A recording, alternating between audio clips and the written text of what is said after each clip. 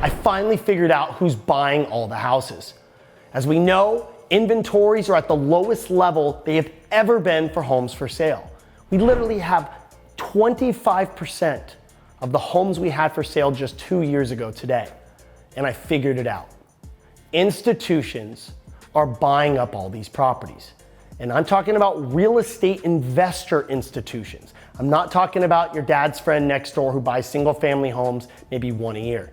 These are hedge funds, venture capitalist funds, major organizations whose sole purpose is to buy single family homes and turn them into rentals and actually use that on a mass scale to generate income. We're talking about 81,000 homes were sold to institutions in the fourth quarter of 2021. That's 81,000. To give you guys an idea, most of you guys thought, well, the biggest time in history that people were probably buying houses for sale would be the crash. That's when these big hedge funds came in and they gobbled up all these houses. Guess what? In the fourth quarter of 2009, at the absolute worst of the housing market, you were having about 15,000 homes per quarter being bought. Think about that. We almost have 6 times the amount of homes being purchased by institutions right now. That means 1 out of almost every 5 homes is being purchased by an institution for the purpose of turning it into a rental home. Why? Because guess what? There is so much cash sitting on the sidelines by these funds that they have to put to use for their investors. And they've realized it with storage facilities and commercial buildings and apartment complexes selling at these crazy inflated numbers, 2%, 3% cap rates. You have these institutions that have realized rents have gone up 15%. They're gonna go up another 12 to 15%.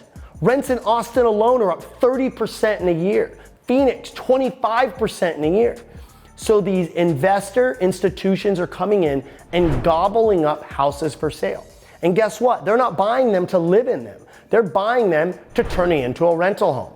So not only are they pulling supply off the market when we have the largest segment of home buyers ever reaching home buying age, almost an additional 600,000 individuals are reaching home buying age every year for the next 5 years than they did just a decade before, because of the massive amount of individuals that were born between 1988 and 1994 here in the United States.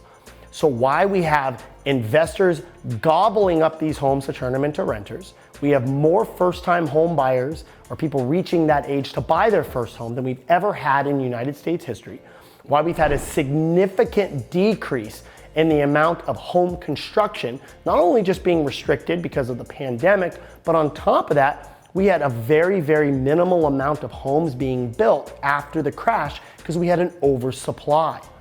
And these investors, they're not just buying small, inexpensive homes. Believe it or not, 40% of all the homes they are buying are above the median home price here in America. So they're buying houses, 400, 600,000 homes. They've even reached out to companies like Inspiration Homes did with Pulte to have them build thousands and thousands of new construction homes for them to completely convert them to rental homes that will never hit the market for sale. So I laugh when I see people, oh, we're gonna have this housing bubble with these guys that are YouTubers and influencers who have no clue. I've been in the real estate and mortgage industry now for 17 years. I've lived through multiple increases and crashes, and I've witnessed it firsthand. We are not in a housing bubble that is driven by retail FOMO. People being like, I just gotta get my first rental property.